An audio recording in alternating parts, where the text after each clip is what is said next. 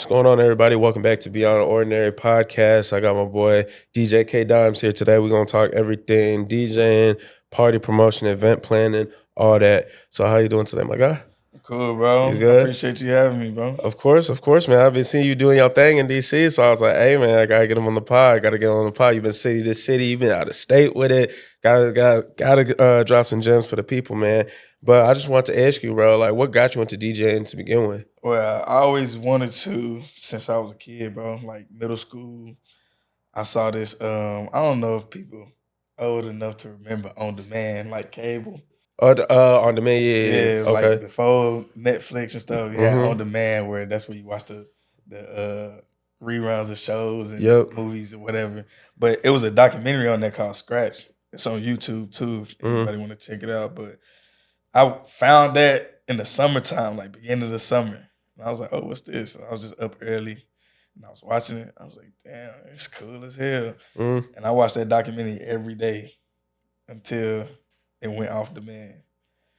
Every single day. And what was Scratch about, though? So it's about the origins of DJing. Oh, got you. So about like in the 70s when it first started and stuff like that, Mhm. and how, you know, DJs was pretty much like artists too. Yeah. Like DJs was actually, breaking records. Like record companies and record stores would hit DJs up first to, break a record. And they talk about how it brought the community together, how DJs brought the community together and like, really shifted the culture when it came to music. You know what I mean? So like, somebody like DJ Grandmaster Flash in New York, it'll be like, oh, hey, Grandmaster Flash is DJing in Brooklyn at 3 on Saturday. We got to go over there. I heard he got some new music. And, it wouldn't be like an unknown artist. It'd be like, imagine Thriller coming out and the DJ's having it first. Mm-hmm. You know what I mean? Like that type of deal. So, and it talked about how it progressed all the way to that time, like the early 2000s. You know what I mean? And I was just like, dang, that's cool, bro. Like, cause I already loved music anyway. Mm-hmm. But seeing how DJs manipulate music with like scratching and stuff like that and mixing it, X, Y, and Z, it was just so cool, bro. So I was like, dang. I was like, I want to do that. Mm-hmm. Then I saw the movie Juice. Okay. You know what I mean? At that time, Omar Epps was one of my favorite actors anyway. So it was just cool seeing that movie and, the DJ scenes and stuff like that. I was like, bro, that's cool. Like, I want to do that.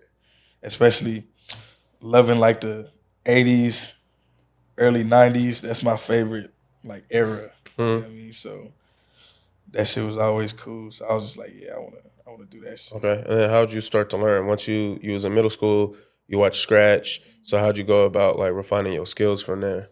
Well, I had no idea how to start for real. You know what I'm saying? I'm a kid. I'm like, yeah, ain't had no money for real. So it's like, I don't know I don't even know if I did ask my parents at the time, I wouldn't even have known where to start to look for DJ equipment. Like, for sure. Where you go get DJ equipment at, you know what I mean? But so I didn't end up starting actually until my third year in the Marines. So I went to the Marine Corps after high school. For sure. So my second duty station was New Orleans. Mm-hmm. So when I was down there, I was just going to parties like, you know what I'm saying? I'm turned, whatever. I mean, I used to be like really like dancing, you know what I'm saying? Just like, outside. just turn, bro, just having a good time. And the DJ said my name on the mic one night. I was like, what the fuck? What you mean, like your government or? No, like he's like, oh, I got my boy K.Dimes, turn it up. Mm-hmm. And I was like, I didn't know him. So I was like, the hell? Yeah. So afterwards, like I went up to him. He was like, yeah, bro, I see you be turned and stuff like that. You know what I'm saying? Boom, boom. Like, people, you know what I'm saying, told me like you be turned. Yeah. And I was like, yeah, for sure, bro. He was like, oh, you want to promote parties? And I was like, well, shit, if I'm going to be at them, I might as well of course. promote them and get in free. Yeah. And that's what I was thinking about. I already had a job. I was in the Marines. You know what I'm saying? So I wasn't worried about money. I was just like, shit, all right. You was just trying to have a good time. Yeah. So I was like, shoot, I might as well do it, get in free, whatever. You know what I'm saying? So the first party, we promoted together. I went, you know what I'm saying, had a good time. And then, you know what I'm saying, we kind of created a bond from there. And then he had told me, he was like, oh, bro, if you want to mess with the DJ shit, pull up to the crib. I was like, I bet. I went the next day. Oh, you was pressed. You was on it. Yeah, bro. I don't, you know what I'm saying? If I want to do something, like, I'm going to do it. Like, you know how people be like, oh, bro, like, come hang out, pull up to the crib and just be like, saying shit. Yeah, they just yeah, talking. I'm not. But you was that's dead not ass. me, bro. Yeah. So I said, bet. I had already been wanting to do it anyway.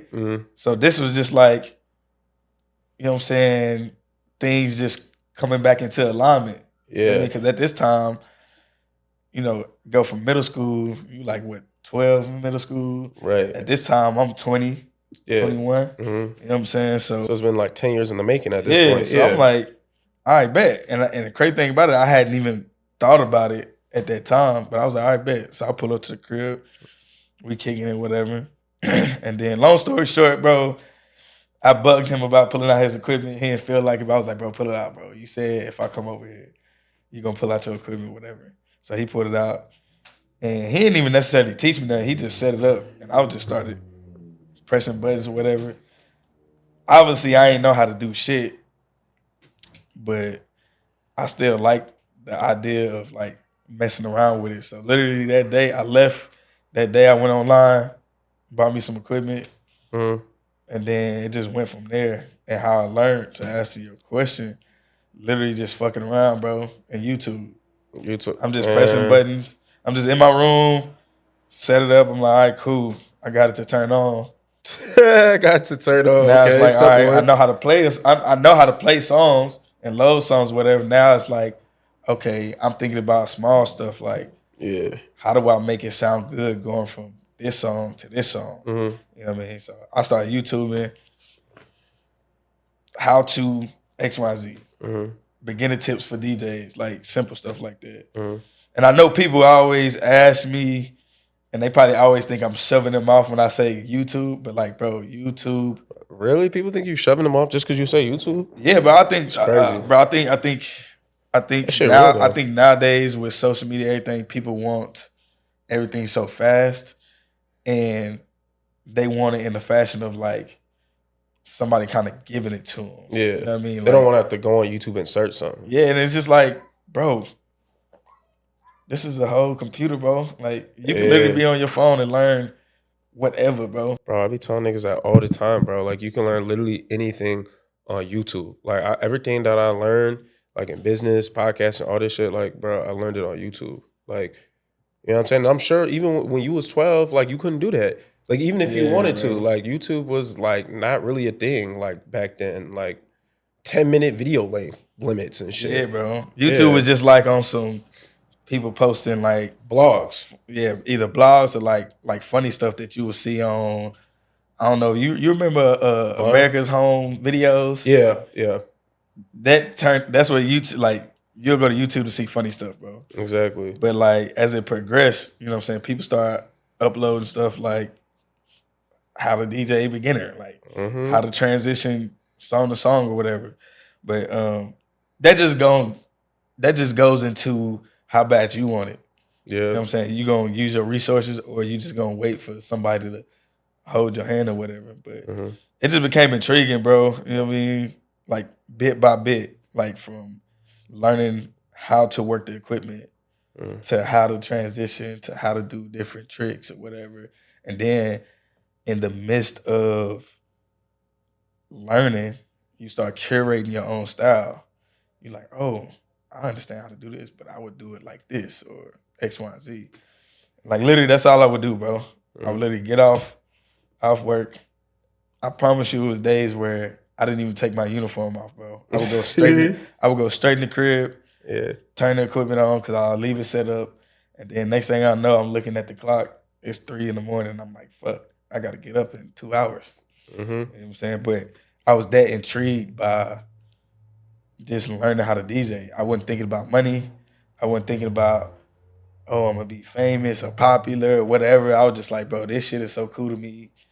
I just want to learn how to do it. You know what I'm saying? You know what? And I like that because like for my show, I like to show people the journey and not necessarily the end goal. Because obviously, like now, you getting booked on the regular, you making money, you going out of state or whatnot. But it didn't start with you trying to make hella money. It was you just having a genuine curiosity about music and business and your craft, and then you just honed your craft, and then everything pretty much fell into place. And I want people to understand that, like, if you just really just lock in on your craft and the fundamentals, like everything will work out. Like you don't even gotta worry about all that extra shit. It'll come. Yeah, bro. And to true, I always keep it funky with people, bro. Like even now, you know what I'm saying? People might think it's like, oh, you doing X, Y, and Z, this is, bro. It's not easy, bro. It's not easy because nowadays it's not about how good you are. It's about how good you market, how Yeah, marketable you bro. are. It's about that. Absolutely. Like it's people who like I've been DJing since 2014. We pushing 11 11 years. years. You know what I'm saying? 'Cause it'll be 11 years in like June, something like that. Mhm. But you know what I'm saying? This year I'm 11 years in, bro. It's people who picked this shit up a year ago, and they on tour. You know what I'm saying? What do you think differentiates, people that took longer to learn than people that just got it and then took off? Bro, like it's you just all said? about like so these days now that on social media you can see, you know what I'm saying, all these trends or whatever the case may be, X, Mhm. Y, Z. You know, some people just like versus me, I saw the origins. I told you I saw the origins of like this shit where it's like, oh, that shit just looks fun. That whole documentary, they ain't talking about making money at all. Mhm. They talked about the culture. So that's what I fell in love with. Some people fall in love with, you know what I'm saying, going viral or like big parties or tour or whatever the case may be. And you can see all of that on social media. So I think the difference is between those two, you know what I'm saying, it can be somebody who, oh, technology too. Like as far as how far technology has come with DJing. Mhm. You know what I mean? Like I started in the digital age of DJing. But even from me starting to now, it's becoming even easier to learn how to DJ and stuff Mhm. like that. So, you know what I'm saying? Somebody can already have the market. And then they just like, oh, I'm just start DJing. Mhm. And then people just like, oh shit, you DJ now? And then they just follow them. Or they already know the right people and shit like that. So like artists, for example, there's a lot of artist DJs who started DJing because they was friends with that artist. You know what I mean? So Mhm. um, on some Howard shit, some Howard you know, history for you. You know who Travis Scott DJ is? Me personally, nah. So Travis Scott's DJ went to Howard with Jay Murphy, Chubby Swag. You know what I'm saying? So, Oh wow. but he grew up with Travis. You know what I mean? Okay. So he just put them on basically. Yeah, I don't know if he started DJing before. I think he started DJing before Travis really took off. But Mhm. you know what I'm Which that saying? also But helps. yeah, Chase B, bro, like he was already building at Howard, and then Travis Scott takes off to the moon. You know what I'm saying? So it's like he already had that natural connection Mhm. where the stars align. And Mhm. so now it's like shit. Between him already starting to DJ and host and stuff like that, and then Travis being the artist that he is and taking off, Mhm. shit, it was like meant to be for him. So some people, um, they stars just align different. That's with anything, you know what I'm Yeah. saying?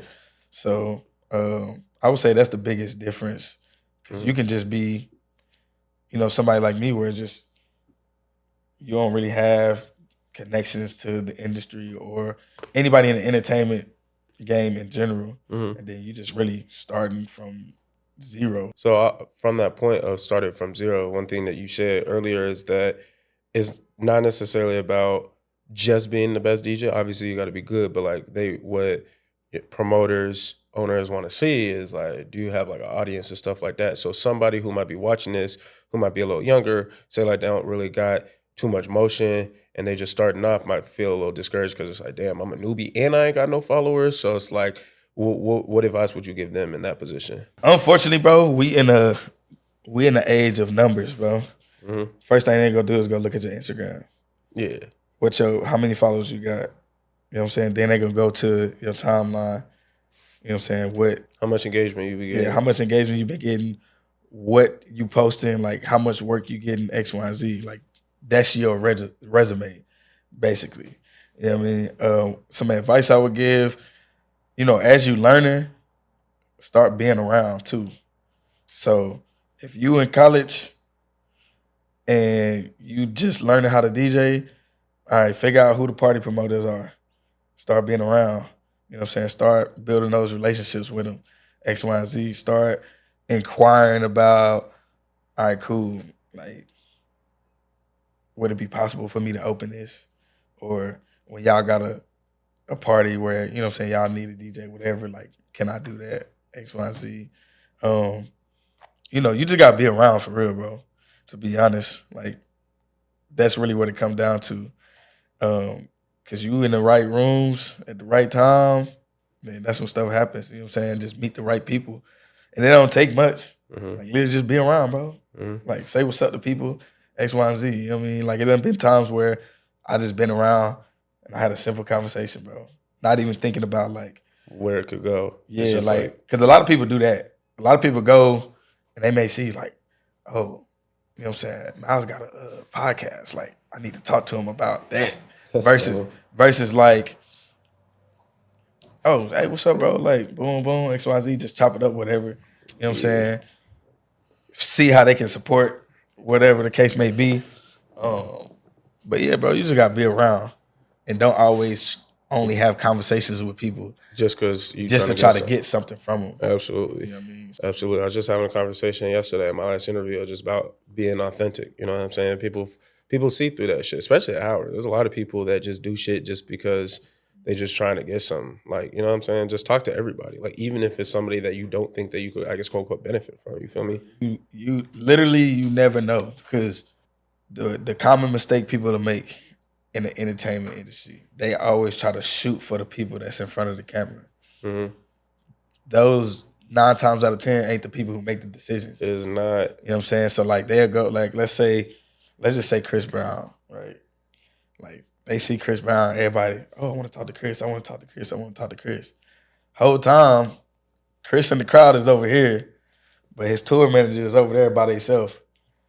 You know what I'm saying? His booking agency is over there chilling by themselves, X, Y, Z.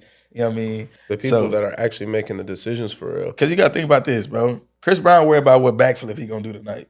You think he worried about, all right, cool, I need this, that, whatever the case may be. No, bro. Like, Chris Brown's probably worried about what his craft is, which is his music and him dancing. You know what I'm saying? So he's worried about his choreography, his music, his set list, stuff like that, X, Y, and Z. He probably not the one picking his DJ. You know what I'm saying? Shout out to Fresh, by the way. That's his current DJ. You know what I mean? I don't know how Fresh got picked, but I'm just throwing an example out there from, things that I know from being around. I always ask DJs, like of artists, when I meet them, how they got the job. Got to. It's always 1 or 2 answers, bro. Oh yeah, that was my man's. We been locked in, right? Yeah. Or, oh bro, yeah, I met such and such. I was just at the club or whatever. I was just around, and then I met his tour manager, and he hit me up like, "Hey, Rollo needs a DJ. Are you free to go on tour from this date to this date?" Boom. They don't even be meeting the artist until they work with the artist. You know what I'm saying? Exactly. So it's not always like you going directly to the talent, the face, the talent, bro. It's not It's not that. So people gotta learn how to talk to anybody, bro. You know what I'm saying? You don't know who is who. You know what I mean? Because even if you might not get that job, they may give you something else. Exactly. Connect you with somebody or put you in touch, and you never know. Like there's certain people. So like what I do is I started a business to help content creators, podcasters, like with their brand, like on Instagram, YouTube, stuff like that. Because a lot of them just post on YouTube, just the long form stuff. And then once the short form came out, they didn't really necessarily know what to do. So I come in, watch all their long form, cut it up into shorts, and I post it on all platforms for them daily. And one dude who I hit up all the way back in like, I think the first time I reached out to him was like September of 2023. We tried to connect, it didn't work out. He ended up texting me December of last year, talking about, yo, you still do this type of work? And I'm like, yeah. He's like, I bet. Locked in, you know what I mean? Like, so you never know when it's your time. You know what I mean? So Man, I'll tell you a story of how I pretty much broke into the DC market. oh yeah, let's get into that for So sure. I was already here. My last duty station was in Quantico, Virginia from 2007, the end of 2017 to 2019. So when I got here, you know what I'm saying, I had a few homies who was already here. You know what I'm saying? They was in the partying or whatever. So I started spending with them, you know, at their parties and stuff like that. But when I got to Howard, you know what I'm saying, I did the UGSA. I was doing the basketball games with WKYS or WHUR. And we started moving. I started going up, going up. Then 2020 hit, COVID. Boom. Everybody out of commission. Pretty much everybody's stock goes down, whatever. So the streets open back up. I get hit up like, hey, we want you to do Juneteenth at this restaurant, Po' Boy Jim's, over on 8th Street. Yeah, RP So, Po' Boys. It's not there no more, RP, man. bro. That shit was busting. Yeah, it was, bro. So they hit me up. My partner hit me up. It was like, hey, bro, you know what I'm saying? They want you to spend that Po' Boy. So I was like, all right, bet. And at that time, I revert back to, you know what I'm saying, when I first started. Like, bro, I don't care if it's 5 people. I just want people to play for it. So I do that. You know what I'm saying? I just do my thing. And the owner is like, hey, bro, you and this motherfucker cranking. Like, we need you, we need you here every week. So I was like, all right, bet. Like, what's up? So I started doing that every week. And it's Sunday, bro. It's Sunday. So I would do Fridays. For brunch? Yeah, I would do Friday nights for happy hour. And then I would do Sunday brunch. So, you know what I'm saying? Brunch could be popping. Or it could be, you know what I'm saying, regular. One, two tables, whatever. You know what I'm saying? It happened to be a Sunday. It's pretty chill. It's one table. You know what I'm saying? But they like reacted to everything. Like, they like, damn, you going crazy, whatever. So I'm like, oh, for sure. They like, where you from? I'm like, oh, I'm from Texas. You know what I mean? They like, oh, I could tell you playing, you know what I'm saying, stuff we don't usually hear up here. Whatever. So, you know what I'm saying, get they Instagrams, whatever, boom. Few weeks later, I do brunch again and I go up the street to Focus on 8th Street. Yeah. And I'm just in there because it's my homies over there performing. He a violinist. Shout out my guy, Haru the violinist, you know what I mean? So he's performing for their day party over there. So I go over there to mess with him. I run into that same group. One of the guys, his name Brandon Rule. If you look him up on Instagram, you know what I'm saying? He doing his thing with real estate, business, XYZ. So run into him. At the time, I don't know who he is. It's just, the group that I met at brunch, whatever. Boom. I run into him. He like, oh shit, bro, what's up? You know what I'm saying? I'm like, damn, what's good, bro? Like, how you know what I mean? Like, how you you know, how your girl and everything, whatever. Oh yeah, she over there, bro. XYZ.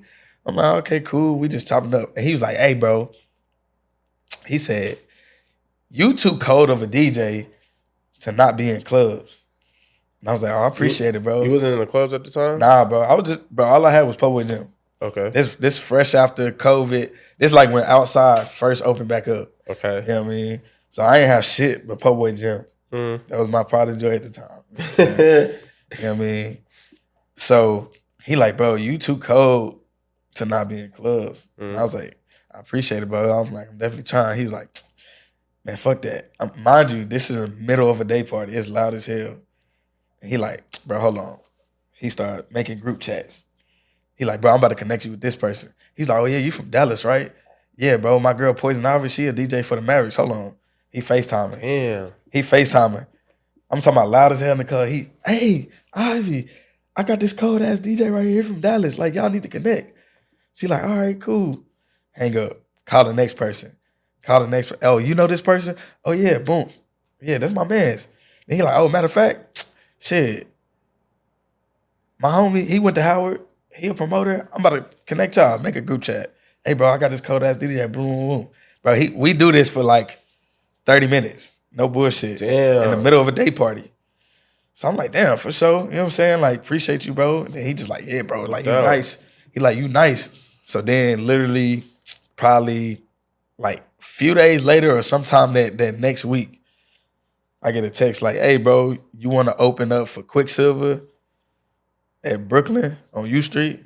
I was like, "Shit, hell yeah!" Mm-hmm. Boom, I bet this and that worked out, whatever. Boom, just like that, I got a residency now.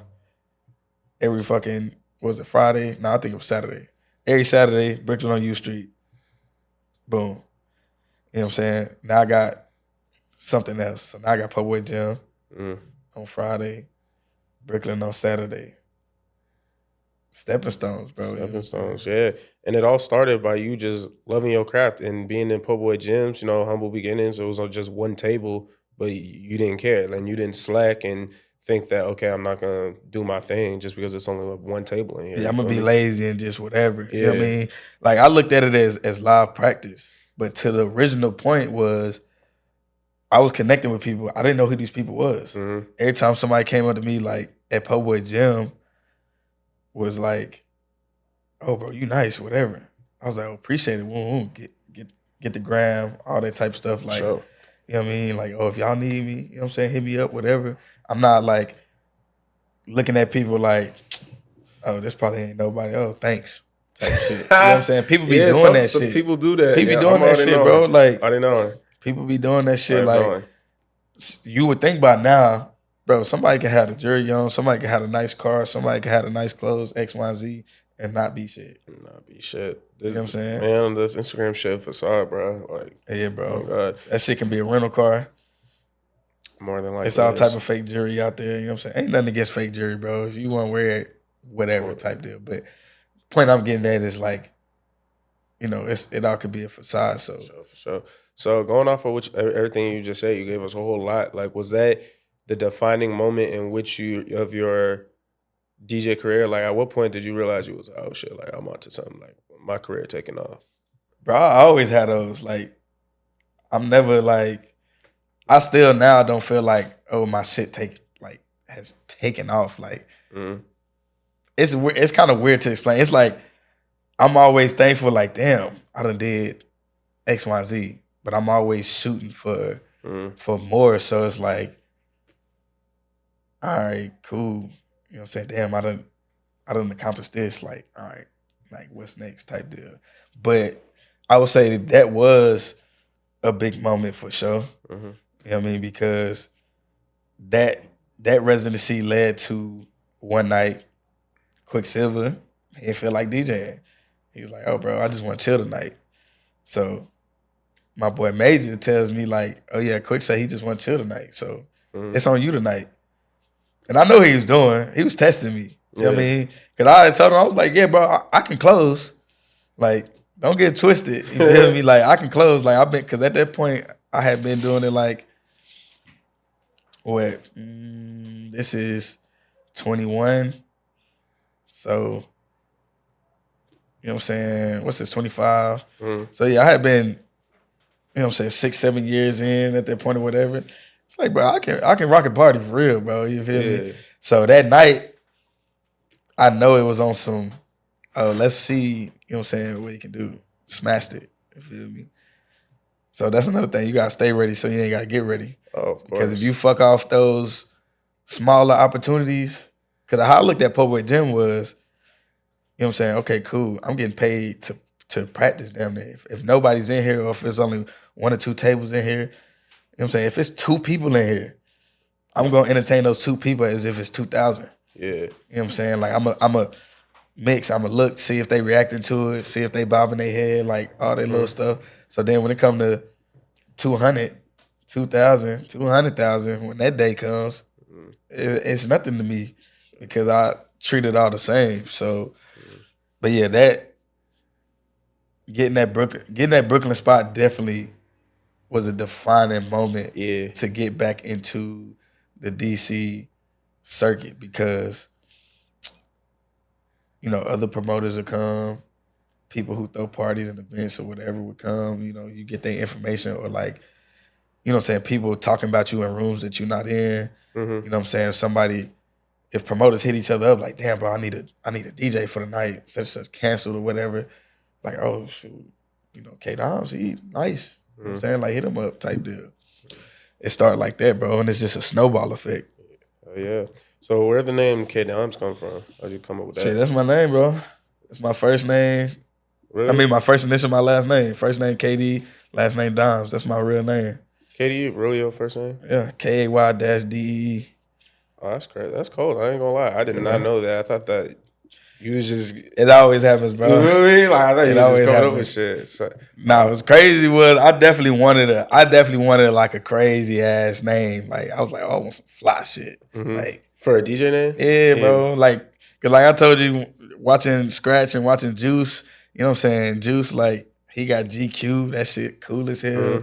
You got names back in the gap like Grandmaster Flash and shit like that shit cool to me. So I was like, oh, I want something that's like a character. You know what I mean? Like I'm a creative, bro. So I want something that's like a character that I can like make a character, whatever. But I had jotted down all these different names or whatever. And somebody was like, bro, why you just want to be DJ Dimes? Like, you already got a cool ass last name. And I was like, bro. You know what I'm saying? You don't understand how cool you are or like something you have because you with it your whole life or whatever. So you just like, bro, I heard that my whole life. But then I was like, I couldn't think of, nothing was really hitting. And I was like, man, fuck it for now. I'm just go by K.Dimes for now. For now. Like in my mind, it was like for now. And then it was just like stuck, over time, sometimes, bro, everything's not gonna hit right away. Some ideas, as soon as you say it, you like, that's it. Other ideas, it's kind of like it got wear on you. Like it grows and shit. So I was just like, yeah, I'm just be K-Dimes for now. Cause I was like, you know what I'm saying? I ain't popping right now, whatever. Like, so when it comes time to change it, like nobody gonna notice. But then it got too far, and I was just like, oh nah, this hard. Yeah, you just go. I was like, this stick hard with it. Type shit. And I always think that it's kind of cool to like, it's your name. You know what I mean? You didn't have to like come up with it. It makes it a little more personal as opposed to just making up some random shit that just sounded cool. You feel me? Nah, right. It's like it's definitely better. I always think it's better for either you earn your name some type of way, like somebody like nickname give you that or whatever, or like, you know what I'm saying? It's just your name. Because then, if you really think about it, oh, you just be you. Literally. Like, I'm literally just me. You know what I'm saying? And then if you, a lot of the GOATs, like, they entertainment names, they name. Michael Jackson. Like, he ain't try to come up with nothing crazy singing name, whatever, you know what I mean? Shit. Like, that's just his name. Beyonce. You know what I mean? Like, like, all these R&B people and stuff like that. I was actually thinking about that the other day. I was like, damn, a lot of the greats, they name is just their name. Like they don't have no crazy entertainment name. You know what I'm saying? Some do, but you know what I'm saying? Kanye West. We go on the rap side, like Kendrick Lamar. Like these just their names, bro. Absolutely. You feel me? That's why, like, for me, I purposely built my brand around my personal brand. So like a lot of people like who got podcasts will have like a podcast page, which I do, but it's not beyond ordinary. It's just Myles Youngblood. You know what I mean? Because I want it to be more so Myles Youngblood has a podcast as opposed to Beyond Ordinary is hosted by Myles Youngblood. It's a very slight. It's very slight, and most people probably won't even notice it. But it's like I just want to do it that way because it's this me. You know what I mean? It's a personal page. That's why like I have a podcast page, but it's not really a podcast page. It's more like a personal brand page because it's my name. You feel me? Nah, it make like those small things makes a difference between how people look at you. Exactly. You know what I'm saying? So a lot of people don't know that. You know what I mean? If you want to be behind the scenes, definitely put your brand name first. You know what I mean? Exactly. So like I'm saying. For me, for example, my party, Friends and Frequencies, you know what I'm saying? It's something that I started. You know what I'm saying? It's mine, me, and my team and stuff like that. But it's not K.Dimes, Friends and Frequencies. You know what I'm saying? It's Friends and Frequencies because I want that to live on passion. Live on his own. Yeah, outgrow me. Like to one day where, okay, hey, I'm on tour, but Friends and Frequencies is still going. You know what I'm saying? Where we booking different DJs and stuff like that. You know what I mean? So it all depends on how people want to swing it. But there's definitely a difference between, you know what I'm saying, Myles Youngblood and, you know, Just beyond ordinary. yeah, Beyond Ordinary and Beyond Ordinary hosted by Myles. You know what I'm I'm saying? telling you, It's a difference, folks. bro. I thought about this. I thought about this everything before I started, man. Everything before I started. But I want to go back to like your Marine days. My dad was actually a Marine, so he did like 11 years. He was over in I forget where that base is in San Diego, whatever that one is. I forget the name. He was at MCRD. He was a drill instructor. Nah, he wasn't a drill instructor. He was like, I think he was a truck driver. He told me he was doing something like that. But what is something that you learned from the Marines that stuck with you to this day? Man, that the good times, I mean, the bad times can be good too. Mm-hmm. Like, you know what I'm saying? Even when what we call the shit. Like, the shit is, you know what I'm saying, you just in a shitty situation. So like we go on an operation, you know what I'm saying, ain't no showers, ain't no, you know what I'm saying, no Shitty MREs. internet, you know what I'm saying, MREs, you ain't eating real food or whatever the case may be, but you know what I'm saying, you appreciate the small shit. So it's like, all right, you got a shitty MRE, but which one did you get? You know what I'm saying? Did you get that chili mac one? Like that everybody like? That bitch come with M&Ms and shit. So you like, you know what I'm saying? You think about the small things where, you know, right now, like, if I be like, oh, bro, you want a bag of M&Ms? You like, sure, like, appreciate it. But in that moment, you like, damn, bro, You was geeked. I ain't take a shower in 2 weeks. You know what I'm saying? Like, my staff sergeant on my ass. We working 12-hour days on and off. You know what I'm saying? Like, all this shit going bad, whatever. But damn, I got some M&Ms today. You feel me? It's shit like that. It just changed your mindset of like just being appreciative, bro. You know what I mean? Just being appreciative. Also taught me to have a lot of pride within everything I do. Paying attention to detail shit. Like, so the pride. So as Marines, we are very, very, very prideful. The most prideful. Ask anybody in the military. As far as the few, the proud. The few, the proud, the Marines, bro. You know what I'm saying? It's like the way we wear our uniform. You know what I'm saying? You'll send a meter off. Hey, that's wrong. Fix it. You know what I'm saying? Like, all that shit matters. And people may not look at small stuff like that like it matters. But, you know, how you do anything, it's how you do everything, right? You know what I'm saying? So from the way you make your bed, like, even if you get up every day, you make your bed. You know what I'm saying? You can look at it as like, oh, it's just a bed. Or you can look at it as like, I'm waking up and I'm making the first good decision. That's how I'm gonna start my day, just by simply making a bed. Yeah. So even if the rest of the day goes wrong, at the end of the day, I can come home and see my bed made and be like, shit, at least I did that. Yeah. So I'll definitely say pride, structure, attention to detail. Mm-hmm.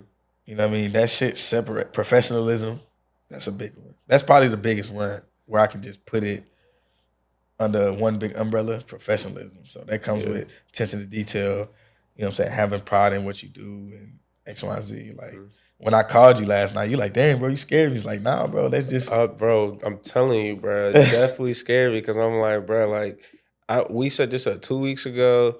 Like, you calling me in the middle of the night. It's like Friday night. I'm like, bro, this can't be good. There's no way. I just was like, I just had thought about it, bro. Like, you know what I'm saying? I ain't never been diagnosed with ADHD, but you know what I'm saying? I'm definitely one of those people. I have to do it when I think about it. Cause I'm like, okay, yeah. Cause I'm getting my haircut at the time. Cause I'm like, oh, I'm pretty sure we're gonna shoot this on camera. So I'm like, matter of fact, let me call and hey, bro, like, you know what I'm saying? Address or whatever. But back to the point, though. Yeah, I would say, if I had to say it in one word, professionalism, bro. Sure. Professionalism. Okay. I take that everywhere.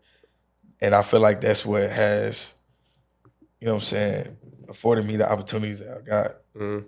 Not just based off skills, not just based off who I know and how stuff you carry like that. Yourself. Yeah, bro, it's how you carry yourself, because, you know, people not used to people simply being on time or simply reaching out. if they gonna be late, like whatever the case may be. You know what I'm saying? Like, Which is crazy work. yeah. But to me, since I left the house at 17, to me, that's my norm. Like, bro, if you gotta be at work at 8:30 in the Marines, that means you show up at 8:15. Yeah. You know what I'm saying? 15 minutes early. You know what I'm saying? To be early, to be on time, to be on time, to be late. You know what I'm saying? Like that's really like a rule, bro. 15 minutes to the 15 minutes to the 15 minutes. Like depending on how high it goes up, like you might mess around and be an hour early. Like Vic, if the general says, hey, I need all the Marines outside ready to go on this run at 8 o'clock. You know what I'm saying? The colonel's gonna say, hey, I need all the Marines outside ready to run at 7:45. Then it's gonna go all the way down. By the time we get to you, it's 7 o'clock. Yeah. You know what I'm saying? But that just goes into our professionalism because everybody that it goes down to is like, okay, cool, I can't disappoint the ones above me. Above me, yeah. Yeah, my dad used to always tell me that in the Marines is just show up and wait. Show up and wait, bro. Yeah. Show up and wait. Like, and you know that too. You know, like, bro, if they told us 7, we probably really ain't gonna start till 8. But guess what? You still gonna show your ass up. Yeah, you still gonna show your ass up because the people right above you gonna get on your ass if you don't. So that just stuck with me like now because I'm like, okay, cool.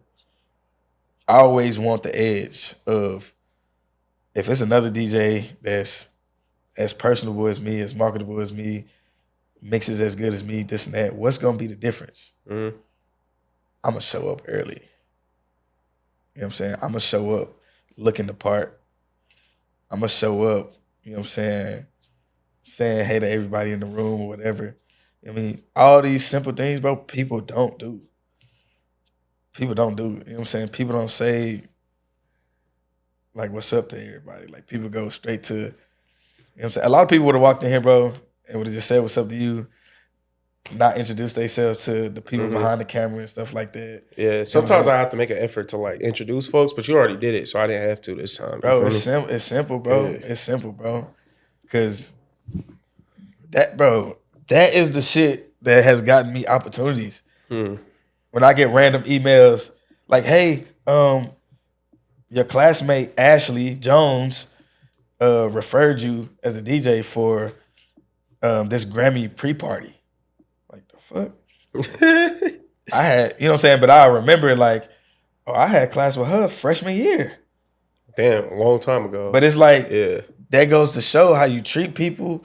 You know what I'm saying? They can pay off later on because right now you may think, oh, this person don't have shit to offer. But they gonna elevate and shit like that too. You know what I'm saying? Especially, you know what I'm saying? We went to Howard, bro. Bro, people at Howard know everybody. Everybody know everybody. You know what I'm saying? So people start graduating, they start moving to LA, New York, Miami, Atlanta, XYZ. And you know what I mean? I can't tell you how many times, man. Shout out to everybody from Howard, bro, that has spoken me up in rooms that I ain't been in and hit me up and given me opportunities. You know what I'm saying? When they ain't have to, but they hit me up like, yeah, you my favorite DJ. So I had to, you know what I'm saying? They was trying to get somebody local, but I said, nah, we need to get K.Dimes. You know what I'm saying? That goes into not only the skills, but your brand. How you carry it. You know what I'm saying? How you carry it. So Absolutely. Okay. So another thing I want to ask you is that, so, you know, you went to Marines at 17, and then at what point did you like actually start at Howard? Like you was in the Marines for how long, and then you went to? I went to the Marines for 9 years. 9 years. Oh, then, okay. So I went to the Marines 2010. I got out 2019, July 2019 to be exact. And then I was at Howard. You was at Howard. Okay, cool. And then I know you pledged Omega Psi Phi back in 2023. Yeah. So like, what made you want to join an undergraduate chapter, being that much older than the people that was interested? Oh, bro. So with that, I met a bruh around middle school, age 2, and he was just in my apartments. You know how apartments have like lounge type areas or like work from home type areas or whatever. Offices and shit. Like, so I'm just walking around like bored as hell as a kid, like this before like cell phones was everything. So I'm just walking around with nothing but my fucking imagination.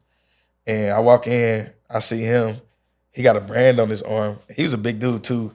He had a brand on his arm. So I'm like, oh shit. I'm like, damn, bro. Like, who cut you? Like, you know, man, just being a curious ass kid. Like, I don't, you know what I'm saying? I don't know too much about nothing. So I'm from a place called Stop Six in Fort Worth, Texas. You know what I'm saying? I claim Dallas, Texas too, because that's where I went to high school at. But you know what I'm saying? That shit is not a favorable environment or whatever. You know what I'm saying? You don't know too much type deal. Like, I don't really like to claim that whole hood nigga shit. Like, I ain't a hood nigga, but like I'm just somebody that came from that. Whatever. But so I don't know too much about nothing, bro. So I'm like, dang, bro, you got cut. Like, what happened? Whatever. He started laughing. He like, nah, bro, whatever. You know what I'm saying? And then, long story short, we just end up having the whole conversation about Omega, what fraternities are in general, and then college. Because I'm like, oh, how you do that? He's like, oh, bro, you gotta go to college. So then he started telling me about college and stuff like that. And I'm just like, dang, I want to go to college. Like, that shit sound fun. You know what I'm saying? Yeah. And then around that time, Drumline comes out. Then a little later, Stump the Yard. You know what I'm saying? Like, you start seeing more college stuff, whatever. So that just had stuck with me, bro. I was like, bro, I want to experience that. That like college sounds fun as hell. But I mean, I knew I didn't want to go straight out of high school because I was tired of school, and I didn't want to go broke either. So I was like, I'm gonna go to the Marines or whatever. But it was still, while I was in the Marines, it was still on my mind. Like, I was like, I want to go to college, but I want to go to college. Like, I don't want to just get a degree online. I want to go to college and experience. You know what I'm saying? So it was always in the plans. So then I figured out that I can have my cake and eat it too by staying in the Marines and getting to be a full-time college student while active duty. There's a program where you can go from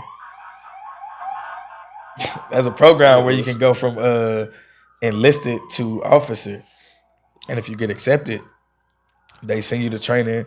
They send you to the first half of officer training the summer before you start. So like, do you have to get your degree first to go from enlisted to officer though, or is this like no? Like if you're already enlisted, like I was, you get into this program. You got to have a certain amount of credits. I think you have to have at least like 1 year of worth of credits. So like your basics or whatever. So you get accepted. June and July, you go to the first half of officer training. And then when August hit, when school starts, you go to school full time. But you have to go to a school where they have an RTC program. So that's why you went to Howard? No, it's not. So I was trying to do that first. You have to choose a school that has a Marine Corps RTC program. Oh, so you would have had to go to GW. Yeah, I would have had to go to GW, or at the time I was going to pick, I think either PV or TSU has a Marine Corps program, but I was going to go to Texas. So I was like, cool, I'm going to do that. That way I can go experience college, do what I want to do, and then still have my job. But then, you know what I'm saying, I had this fucking shit happen where I'm in the middle, I'm about to submit this package, and one day I come in the office, and they like, oh, you need to go see the career planner. So the career planner is the one who tells you your next move or whatever the case may be. So I'm like, okay. So I go to the career planner, they're like, hey, you've been chosen for Marine Security Guard program. So that's a special duty where you got to go to special training in Quantico for 3 months, and then you get sent to embassies around the world to protect embassies. For sure. So, so I was like, oh shit, okay. So they was like, yeah, like you're not gonna be able to submit your package because you have to go do this. And like, you know, my leadership was telling me like, bro, this is great. Like, you know what I'm saying? Like, Marines don't get to do this and X, Y, Z. So I was like, all right, cool.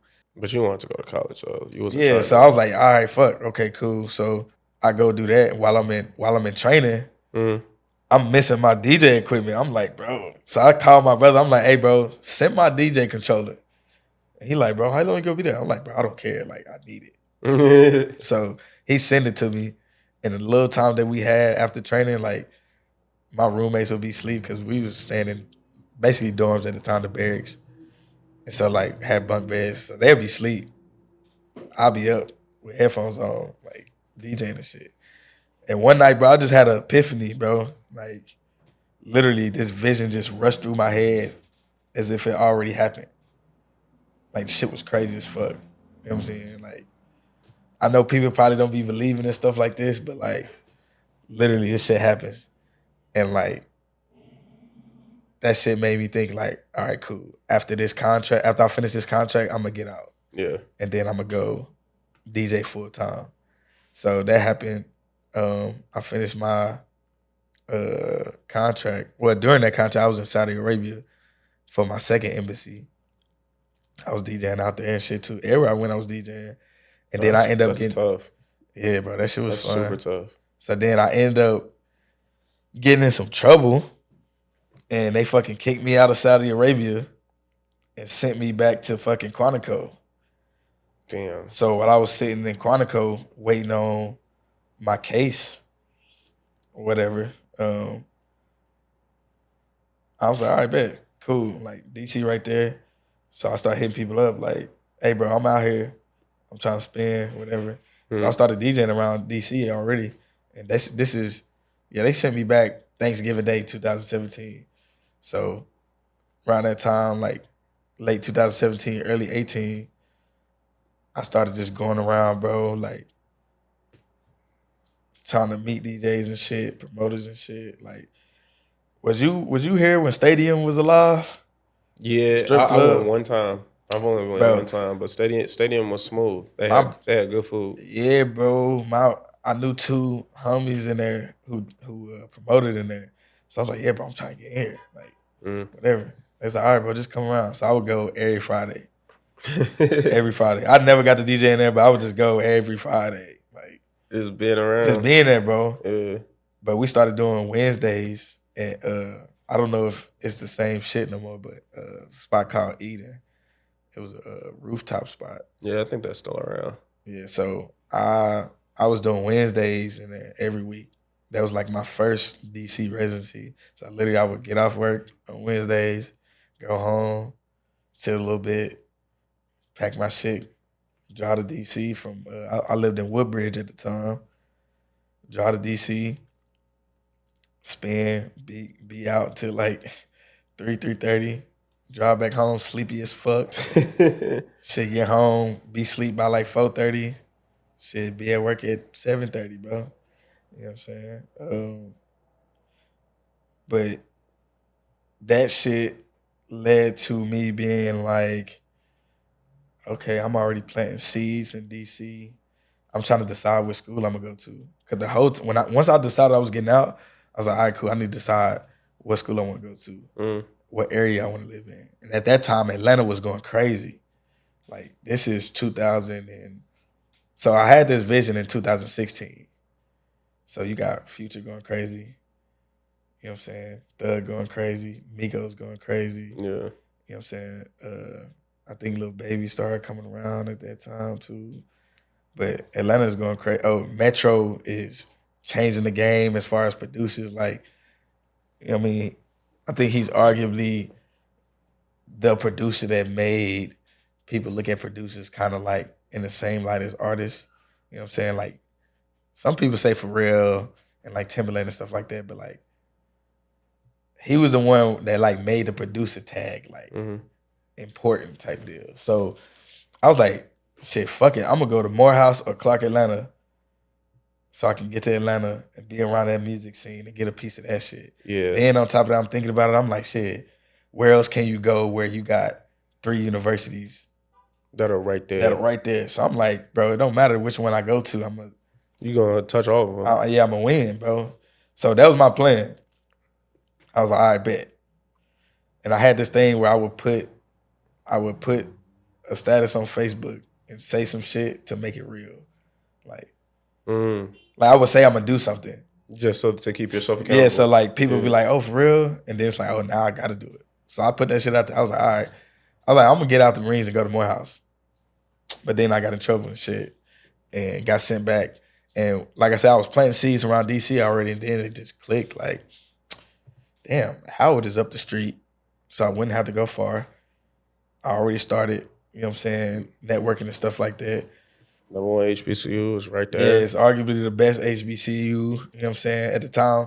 Because I had looked it up, and I was just like, I didn't want to go back north. That was my thing. I was like, I mean, not back north. I never wanted to live in the north. I was like, bro, it's cold, bro. Like, fuck no. You know what I'm saying? At the time, I don't really know much about the north, but I'm like, bro, the north is just weird. You know, being a southern dude, I'm like, nah, I'm cool.